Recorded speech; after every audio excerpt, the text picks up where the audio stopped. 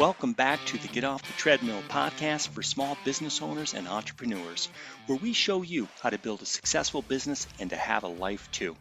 We're going to dive into another topic that helps us make more money in less time and to get off the treadmill so we can experience a life of significance.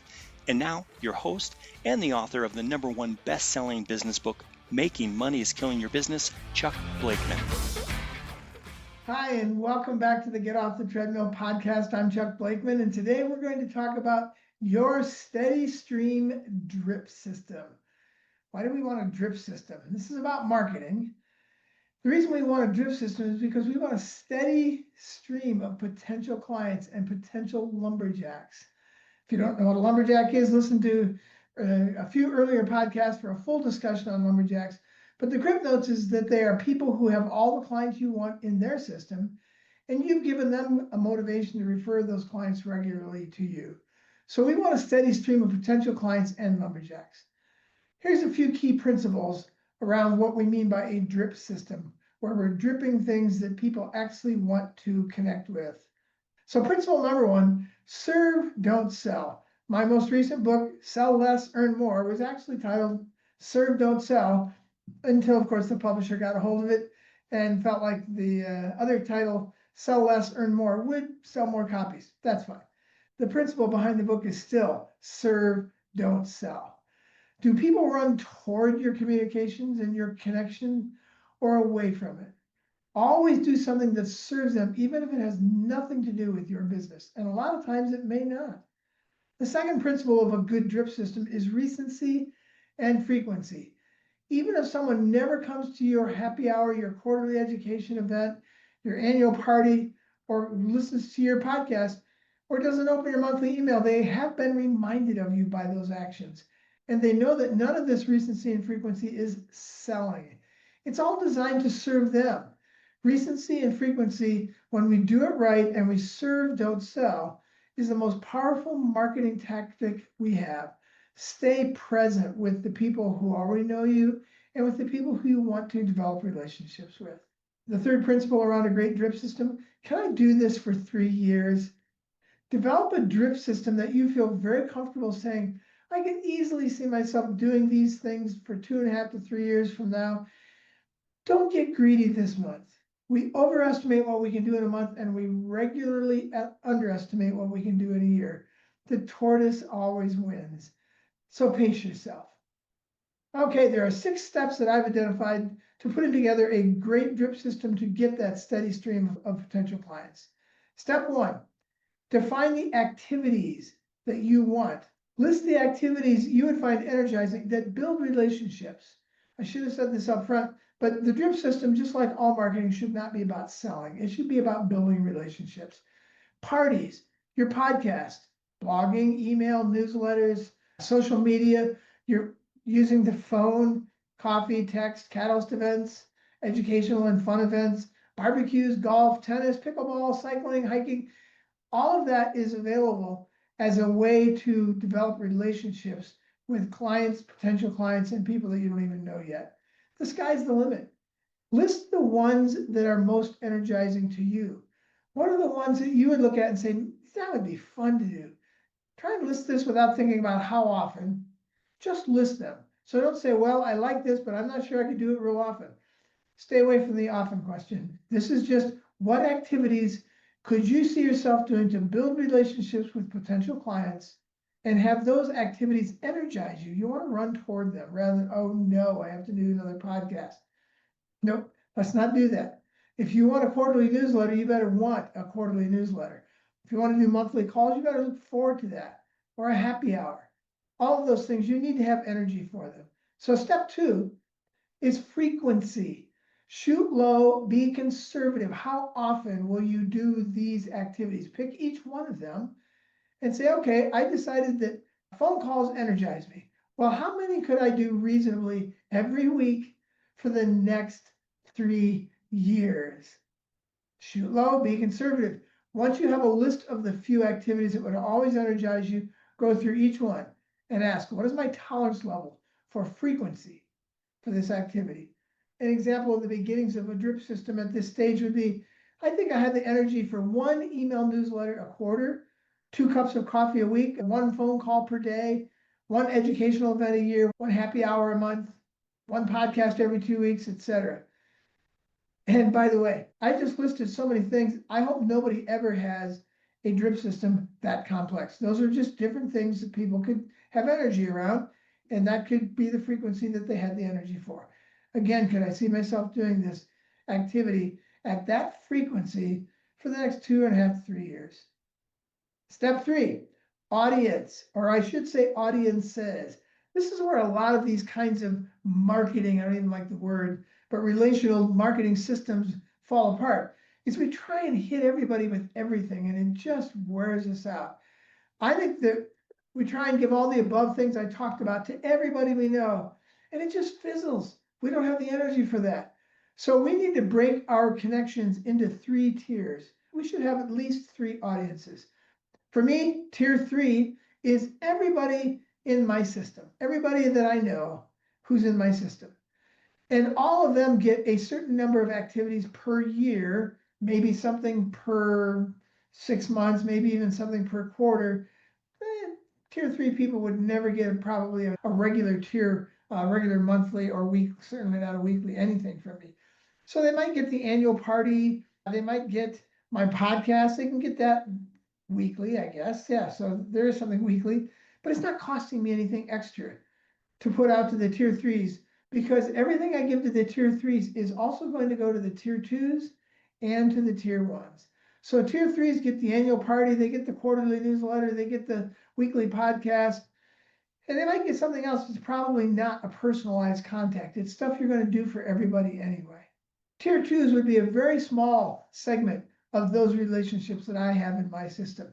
It could be 10, 15, generally more like 20 to 30 people tops in your tier 2 audience. These are people who are potential clients. They're already clients maybe, but you want them to become much bigger clients. They're potential lumberjacks, or maybe they're lumberjacks, but you want them to be much more active in referring to you. Or they're new clients or lumberjacks who could benefit more. They get everything that the tier 3s get. So they get the podcast and the annual party and the quarterly newsletter, plus they get 1 or 2 more things that are probably a little more personalized. Everyone is invited to your monthly happy hour, and everyone receives your quarterly newsletter. So tier 1s, 2s, 3s, they all get the same thing.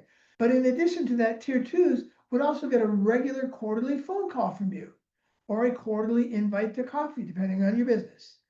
If you have 25 tier 2s, that's about 6 coffees per month, or 1.5 coffees per week. That may be too much, considering you're also going to want to do things with your tier 1s. That's why you have to look at the frequency piece of this and make sure that you have the energy for it. They might also get a personalized text from you once a quarter in between coffees. They might even get a digital birthday card.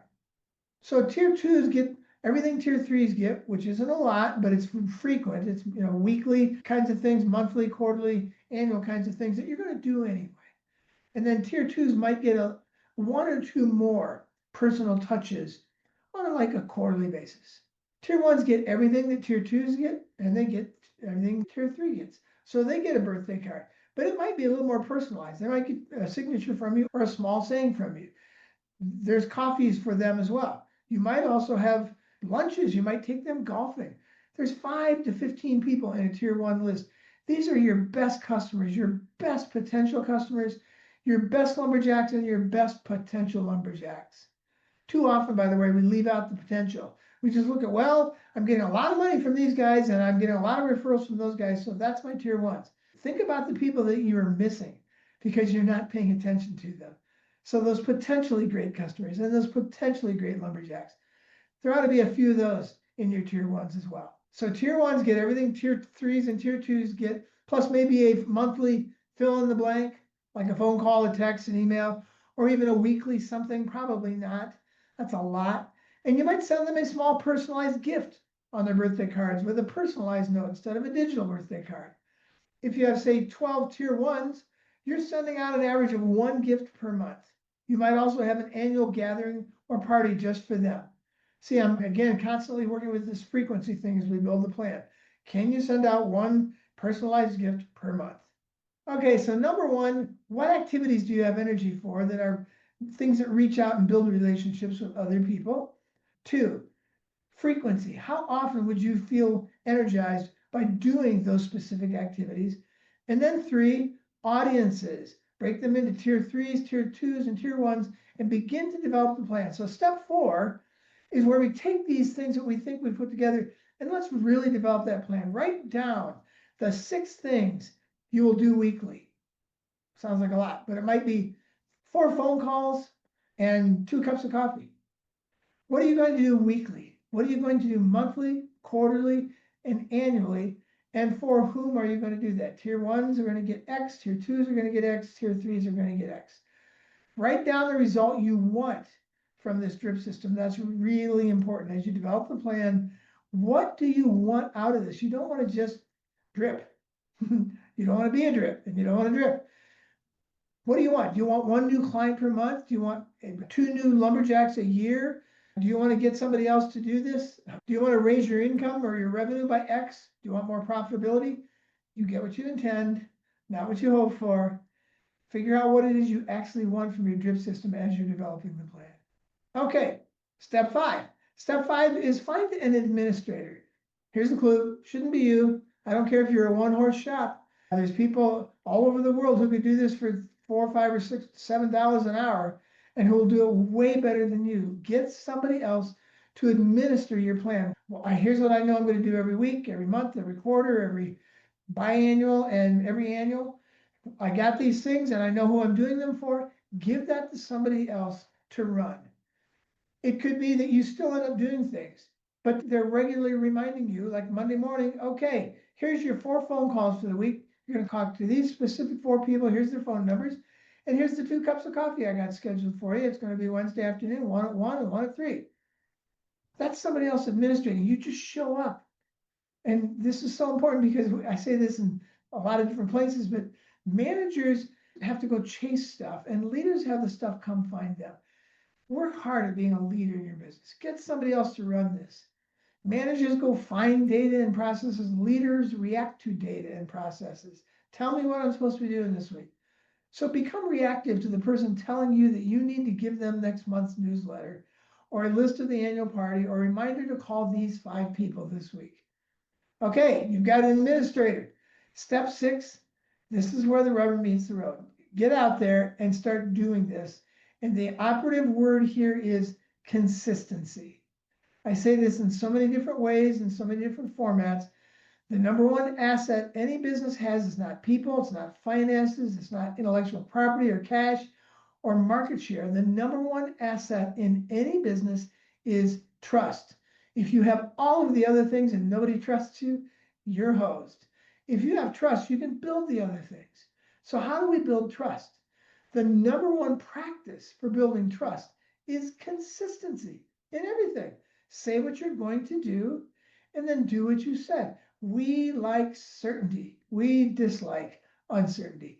All relationships are built on trust that is built around consistency. You are who you say you're going to be, and you do what you say you're going to do. This is why it's so important to only commit to a drip system that you feel comfortable doing for the next 3 years. If you can see yourself doing it for 3 years, you're likely going to be consistent with it and build trust with that consistency in your drip system. It's like, oh, there's the invite from Tom's quarterly happy hour. There it is again, every quarter. Last week of the quarter, there's the happy hour. They get to know you because you're consistent with your podcast, with your text, with whatever it is you committed to do. Be consistent. Okay, those are the 6 steps. Let me give you one example of a drip system that's actually working for a wealth manager that he put together from these 6 steps. He does 2 daily calls to tier 1 clients every day. They average about 10 minutes each. So that's 20 minutes, really probably more like 30 with other things. But somebody hands him a rotating schedule of who he's supposed to call. He doesn't have to think about it, he doesn't look it up. Somebody has his tier 1s, he knows who their 15 tier 1s are. And that person just hands him these every day and say, here's your 2 calls. Or, hey, I've already scheduled them. It's a Zoom call or whatever, and you're going to talk to this guy at 2 o'clock. His tier 1s all get 1 call per month, but he takes a Friday off and maybe another day here and there. So I think he has like 15 or 20 people in his tier 1s, which is a lot. He also schedules 4 weekly coffees, And he divides those between tier 1s and tier 2s. Tier 1s get one much more frequently, like maybe once a quarter, and tier 2s might get, one coffee every 6 months. Then he has a weekly happy hour for everybody. Tiers 1, 2, and 3. Come one, come all. He pays for it, which I don't know that he needs to do. He just pays for the hors d'oeuvres, which are really inexpensive at a very nice hotel. And he pays for that. And he gets 15, 20, 30 people to come to every single one of these happy hours year round. And so this is for everybody. Everybody can come to that. And then he has a seminar once every 6 months that is not a sales pitch. That's really important that he's not there to sell to people, because again, a good drip system is about meeting other people's needs, not selling at them. And then he has one annual tailgate party, and the weekly happy hours are co-sponsored by a CPA, which is a really good idea. We call that a catalyst event, where there are two different business owners bringing people together to catalyze new relationships where there weren't any. The CPA brings people that the wealth manager doesn't know, and vice versa, to both the tailgate party and to the weekly happy hour. So they're both meeting each other's clients this way. So that's just one example of somebody's entire annual drip system to build a steady stream of potential clients. And frankly, that one's maybe a little more involved than some. Remember, it's not how many people you call today, it's how many people you call or connect with this year. Do what you know you'll be able to do for years to come. It'll be so much better for you and your business. You'll be energized and you'll keep going. Okay, a quick few reminders about your drip system. Be patient. Consistency wins. You're going to see results down the road, not next week. And then drip. Don't flood. You can be relentless, but don't be obnoxious. Even with information people want to see, if they see you too often, remember, we talk about recency and frequency. We're going to talk about that again here in a minute. And recency and frequency are really the best tools we have for building relationships. And they're also the tools of a stalker. Don't do that. Don't be a stalker. So drip reasonably with people. Give them opportunities to have space in between times so they can actually look forward to getting a text or an email or a podcast or fill in the blank from you. Third, convert connections into coffees, into clients, and into what we call the 3 C's: connections, conversations, and clients. And then last, be realistic. The relentless tortoise beats the frenetic hare. Can't emphasize that enough, probably 4th or 5th time I've said it. Make sure you can do this stuff for 3 years straight. Be consistent. Okay, again, recency and frequency, as well as the types of activities that you do, are a matter of personal choice and tolerance level for frequency around the chosen activities. A quick reminder at the end here that whatever connecting opportunity you are presenting to your clients, potential clients, lumberjacks, potential lumberjacks, it must be something they want to engage with, not you reminding them of your products and how great they are or your expertise. That's sales. And I would say, again, didn't say it on this podcast, but I've said it before, the only objective of good marketing is to build relationships. So the marketing and relationship principle here is simple. Meet people where they are, not where you want them to be. What do they want and or need in the way of information or experiences or tips or resources? What do they want? Not what do you want to give them? What do they want? Put together a very simple drip system, deliver what they want and need, and you are on the way to a steady stream of potential clients. I'll see you in the next podcast. That wraps up another episode of the Get Off the Treadmill podcast. If you found this podcast helpful, please subscribe and hit the like button to ensure you are receiving the latest tools you need to grow your business and to get off the treadmill. If you want more information on the 3 to 5 Club, the Crankset Group, or to book Chuck as a business advisor, speaker, or workshop leader, you can contact us at GROW at cranksetgroup.com. Until next time, have a great week.